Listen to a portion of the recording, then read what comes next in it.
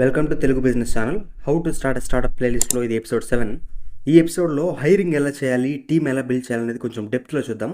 ఇది కూడా Sam Altman చెప్తాడు. సో టు బిగిన్, అసలు ఫాస్ట్గా ఎంప్లాయీస్ని హైర్ చేయాలి అనేది మైండ్ నుంచి తీసేయండి అని చెప్తాడు శామ్ ఆల్ట్మన్. జనరల్గా ఎలా ఉంటుందంటే, మా స్టార్టప్లో ఎంతమంది పని చేస్తున్నారు అంతమంది పని చేస్తున్నారు అని చెప్పి, ఎంత ఎక్కువ మంది స్టార్టప్లో ఉంటే అంత ఎక్కువ సక్సెస్ఫుల్ అయ్యాము అనే హైప్ ఉంటుంది జనరల్గా.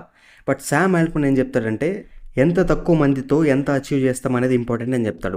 అన్లెస్ ఇంక ఎవరో ఒకరిని ఖచ్చితంగా హైర్ చేయాలి, చేయకపోతే పని జరగదు, ఖచ్చితంగా చేయాల్సిందే అంటే తప్ప హైర్ చేయొద్దు అని చెప్తాడు. బికాస్ హైరింగ్ చేస్తే వాళ్ళకి శాలరీ ఇవ్వాల్సి వస్తుంది, సో మనీ ఎక్కువ బర్న్ అవుద్ది, టీమ్ సైజ్ పెరిగే కొద్దీ కాంప్లెక్సిటీ పెరిగిపోతుంది, టెన్షన్ పెరుగుతుంది, డెసిషన్ మేకింగ్ స్లో అయిపోద్ది, ఎఫెక్టివ్గా ఇంప్లిమెంట్ చేయడం కూడా కష్టమవుతుంది. అండ్ మోస్ట్ సక్సెస్ఫుల్ స్టార్టప్స్లో కూడా స్టార్టింగ్లో చాలా చిన్న టీంతోనే వర్క్ చేస్తారు. ఎప్పుడైతే ఇంకా స్టార్టప్కి డిమాండ్ పెరిగిపోయి మీరు సప్లై చేయలేకపోతున్నారు అన్నప్పుడు చాలా ఫాస్ట్గా హైరింగ్ చేయాలని చెప్తాడు శామ్ ఆల్ట్మన్. సో అప్పటి వరకు హైరింగ్ చేయకూడదు ఎక్కువ మందిని. సో మేము ఇంతమందికి ఎంప్లాయ్మెంట్ ఇస్తున్నాం ఇలాగా షో ఆఫ్ ఇచ్చుకునే దానికి స్టార్టింగ్లోనే ఎక్కువ మందిని హైర్ చేయొద్దు. అండ్ స్టార్టింగ్ 5 to 10 ఎంప్లాయీస్ని హైర్ చేస్తే ఎలాంటి వాళ్ళని హైర్ చేయాలంటే, ఓన్లీ ఏ ప్లేయర్స్ని మాత్రమే హైర్ చేయాలి. అంటే elite skills, talent and personality ఉన్న వాళ్ళని మాత్రమే హైర్ చేయాలి. స్టార్టింగ్ 5 to 10 ఎంప్లాయీస్లో ఒక్కరు సరిగ్గా లేకపోయినా అది స్టార్టప్కి చాలా డేంజరస్ అని చెప్తాడు శామ్ ఆల్ట్మన్. అంటే ఒక్కరు కొంచెం యావరేజ్ మైండ్, యావరేజ్ టాలెంట్ ఉన్న వాళ్ళని కూడా హైర్ చేయవద్దు. స్టార్టింగ్ 10 ఎంప్లాయీస్ మొత్తం కూడా టాప్ టైర్ ఎంప్లాయీస్ అయి ఉండాలి. ఎయిర్బిఎన్బి వాళ్ళు ఫస్ట్ ఎంప్లాయీని హైర్ చేసేదానికి 5 months కంటిన్యూస్గా ఇంటర్వ్యూస్ చేస్తూనే ఉన్నారు. ఫస్ట్ ఇయర్లో ఓన్లీ 2 మాత్రమే హైర్ చేశారు. అంటే ఇంక మీరు అర్థం చేసుకోండి, ఒక్క ఎంప్లాయీని హైర్ చేసేదానికి ఎంత టైం తీసుకున్నారో. బికాస్ అంత క్వాలిటీ పర్సన్ని హైర్ చేసేదానికి అంత టైం పడుతుంది. సో ఎవరో ఒకరిని హైర్ చేద్దామంటే ఎంతోమంది చిక్కుతారు, కొన్ని థౌజండ్స్ ఆఫ్ పీపుల్ చిక్కుతారు. అండ్ నెక్స్ట్ ఎవరైతే హైర్ చేస్తారో వాళ్ళు మీ స్టార్టప్ మిషన్ మీద చాలా ప్యాషన్తో ఉండాలి, లేకపోతే వాళ్ళని హైర్ చేయకూడదు. వాళ్ళకి స్కిల్స్ బాగున్నా కూడా. దీనికి ఒక ఎగ్జాంపుల్ ఇస్తాడు Sam Altman. Airbnb founder Brian Chesky స్టార్టింగ్లో హైర్ చేస్తున్నప్పుడు ఒక క్వశ్చన్ అడుగుతాడు వాళ్ళని. ఒకవేళ మీరు బతికేదానికి ఒకే ఒక ఇయర్ ఉందనుకోండి, మీకు బతికేదానికి హెల్త్ బాగలేక, అయినా కూడా మా కంపెనీ జాయిన్ అవుతారా లేదా అనే క్వశ్చన్ అడిగాడు అనమాట. సో ఇది కొంచెం వినేదానికి క్రేజీగా ఉండొచ్చు, బట్ అంత ఎక్స్ట్రీమ్ కమిట్మెంట్ ఉండాలి నా కంపెనీకి అనేలా ఉన్నాడు బ్రెయిన్ చెస్కి. సో మీరు కూడా అంత ఎక్స్ట్రీమ్, ఇది కొంచెం మరీ ఎక్స్ట్రీమ్ అంటే కూడా, బట్ స్టిల్ మీ కంపెనీ మిషను, మీ కంపెనీ కల్చర్ అంటే వాళ్ళకి నచ్చాలి, దాని మీద చాలా కమిట్మెంట్ ఉండాలి వాళ్ళకి.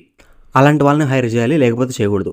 అండ్ ఇందాక చెప్పినట్టు ఒక బెస్ట్ ఎంప్లాయీని హైర్ చేయడానికి అంత ఈజీ కాదు, బికాజ్ వాళ్ళకి చాలా ఆప్షన్స్ ఉంటాయి. మీరు కాకపోతే మీకంటే ఎక్కువ శాలరీ ఇచ్చే కంపెనీస్ ఉంటాయి వాళ్ళకి. బికాజ్ అన్ని top startups or top companies కూడా అలాంటి ఎక్సలెంట్ ఎంప్లాయీస్ కోసం వెయిట్ చేస్తూ ఉంటారు, సెర్చ్ చేస్తూ ఉంటారు. సో అలాంటి వాళ్ళకి చాలా ఆప్షన్స్ ఎక్కువ ఉంటాయి. సో అలాంటి వాళ్ళు మీ స్టార్టప్లోనే వర్క్ చేయాలి అని వాళ్ళకి ఎప్పుడు అనిపిస్తుంది అంటే, మీ మిషన్ వాళ్ళకి ఎక్సలెంట్గా నచ్చాలి, మీ ఐడియా నచ్చాలి, మీ ప్రోడక్ట్ నచ్చాలి. అండ్ యాక్చువల్లీ మీరు ఈ హైరింగ్ ఎప్పుడైతే చేస్తారో స్టార్టింగ్ 10 ఎంప్లాయీస్, దానికంటే ముందే మీ ప్రోడక్ట్ అనేది లాంచ్ అయిపోయి ఉండాలి. అండ్ మీ ప్రోడక్ట్కి మంచి డిమాండ్ ఉండాలి ఎంతో కొంత. అప్పుడు మాత్రమే ఇలాంటి ఏ ప్లేయర్స్ అట్రాక్ట్ అవుతారు మీ స్టార్టప్కి, లేకపోతే ఎవరు. ఫస్ట్ మీ ఐడియా, మీ ప్రోడక్ట్ ఈ రెండు ఎక్సలెంట్గా చూసుకోవాలి, తర్వాతే వీళ్ళు అట్రాక్ట్ అవుతారు. సో ఏ ప్లేయర్స్ని హైర్ చేసేదానికి చాలా టైం పడుతుందని మీరు కూడా మైండ్లో పెట్టుకోండి. అంతేగాని ఫాస్ట్గా ఇప్పుడు జాబ్ కోసం ఎత్తుకుతూ ఉంటారు. మన ఫ్రెండ్స్లో చాలామంది మీకు కూడా ఉంటారు, ఏదో ఒక జాబ్ కావాలి నాకు అని చెప్పి. అలాంటి వాళ్ళని మీరు స్టార్టప్లో హైర్ చేస్తే అసలు పని జరగదు. హైర్ చేస్తే ఓన్లీ ఎక్సలెంట్ ప్లేయర్స్ని మాత్రమే హైర్ చేయాలి, అది లేట్ అయినా పర్లేదు. నెక్స్ట్ హైరింగ్ ఎక్కడి నుంచి చేయాలి అంటే, బెస్ట్ ఎంప్లాయీస్ ఎక్కడ చిక్కుతారు అంటే మెయిన్ సోర్స్ రిఫరల్స్తో చేయాలి అని చెప్తాడు శామ్ ఆల్ట్మన్. అంటే మీ టీంలో వాళ్ళకి తెలిసిన మోస్ట్ ఇంటెలిజెంట్ పీపుల్ ఎవరైతే ఉంటారో, ఆర్ లేకపోతే మీకు తెలిసిన మోస్ట్ ఇంటెలిజెంట్ పీపుల్ ఎవరైతే ఉంటారో, ఒకవేళ మీరు అప్పుడే కాలేజ్ నుంచి వస్తున్నారు అంటే కాలేజ్లో మీకు తెలిసిన మోస్ట్ ఇంటెలిజెంట్ స్టూడెంట్స్, లేదు ఆల్రెడీ మీరు ఒక కంపెనీలో వర్క్ చేసి వస్తున్నారంటే అక్కడ మీకు తెలిసిన most intelligent employees, like most skilled employees, అట్లా మీకు ఎవరు తెలియదు అంటే మీ ఫ్రెండ్స్లో, అట్లాగా మీ సర్కిల్లో నుంచి ఉన్న రెఫరల్స్ ఏవైతే ఉంటాయో అక్కడి నుంచి హైర్ చేయాలని చెప్తారు Sam Altman. Referrals are the most important source అంటాడు. అండ్ నెక్స్ట్ ఎంత ఎక్స్పీరియన్స్ ఉంది అనేది మ్యాటర్ కాదు, ఎంత ఇంటెలిజెంట్ అనేది మ్యాటర్ చేస్తుంది అంటాడు శామ్ ఆల్ట్మన్. నెంబర్ 1 చాలా ఇంటెలిజెంట్ ఆర్ స్మార్ట్ ఉండాలి, అందులో క్వశ్చన్ లేదు. నెంబర్ 2 యాక్షన్ ఓరియంటెడ్ అయి ఉండాలి, అంటే యాక్షన్ తీసుకునేదానికి రెడీగా ఉండాలి. నెంబర్ 3 వాళ్ళతో వర్క్ చేసేదానికి వైబ్ బాగుండాలి, అంటే వాళ్ళతో టైం స్పెండ్ చేసేదానికి మీకు నచ్చాలి. నెంబర్ 4 వాళ్ళకి చాలా డిటర్మినేషన్ ఉండాలి.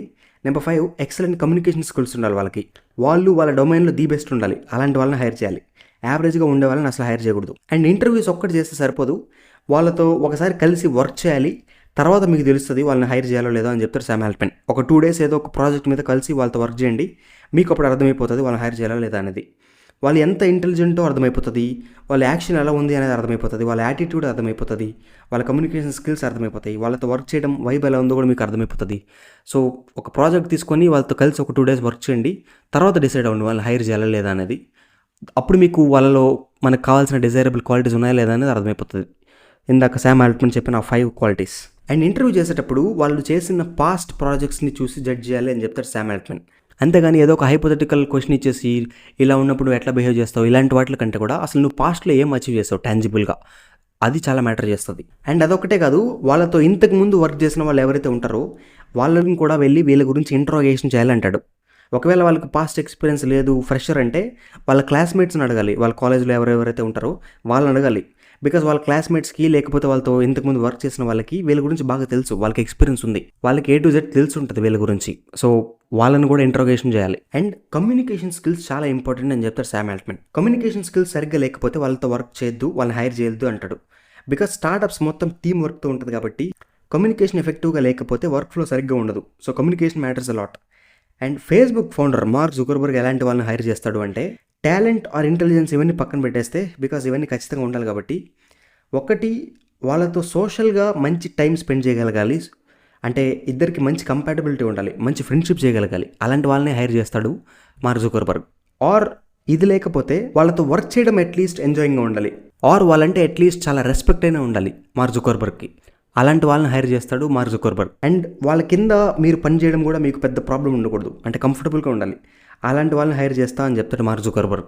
వాళ్ళంటే మీకు చాలా రెస్పెక్ట్ ఉంది అంటే, లేకపోతే వాళ్ళతో మీకు మంచి కంపాటబిలిటీ ఉందంటే ఆటోమేటిక్లీ వాళ్ళ కింద పనిచేయడం కూడా మీకు పెద్ద ఫరక్ పడదు కదా. సో అలాంటి వాళ్ళని మాత్రమే, ఎవరితో అయితే మీకు పెద్ద ప్రాబ్లమ్స్, ఈగో ప్రాబ్లమ్స్ ఏమీ ఉండవో అలాంటి వాళ్ళని హైర్ చేయాలంటాడు మార్క్ జుకర్బర్గ్. నెక్స్ట్, స్టార్టింగ్లో ఉండే main employees, top tier employees, first 10 ఎంప్లాయీస్కి 10% ఆఫ్ ద కంపెనీ ఈక్విటీ ఇవ్వాలి అని చెప్తారు శామ్ ఆల్ట్మన్. పిసునార్లాగా ఉండకూడదు. ఎక్సలెంట్ ఎంప్లాయీస్ అన్నప్పుడు వాళ్ళకి రివార్డింగ్ కూడా అట్లాగే ఉండాలి, ఎక్సలెంట్గా ఉండాలి. అప్పుడే వాళ్ళు కూడా మోటివేట్ అయ్యి పనిచేస్తారు. అఫ్కోర్స్ ఆ 10% అనేది కూడా 4 yearsలో వెస్ట్ అవ్వాలి, ఇమీడియట్గా కాదు. చాలామంది ఫౌండర్స్ ఇన్వెస్టర్స్కి ఎక్కువ ఈక్విటీ ఇచ్చి స్టార్టింగ్లో ఉండే మెయిన్ ఎంప్లాయీస్కి ఈక్విటీ ఇవ్వరు. బట్ ఇది రాంగ్ అని చెప్తారు శామ్ ఆల్ట్మన్. బికాజ్ ఇన్వెస్టర్స్ పెద్దగా చేసేదేమి ఉండదు కంపెనీకి, మేబీ కొన్నిసార్లు తప్ప.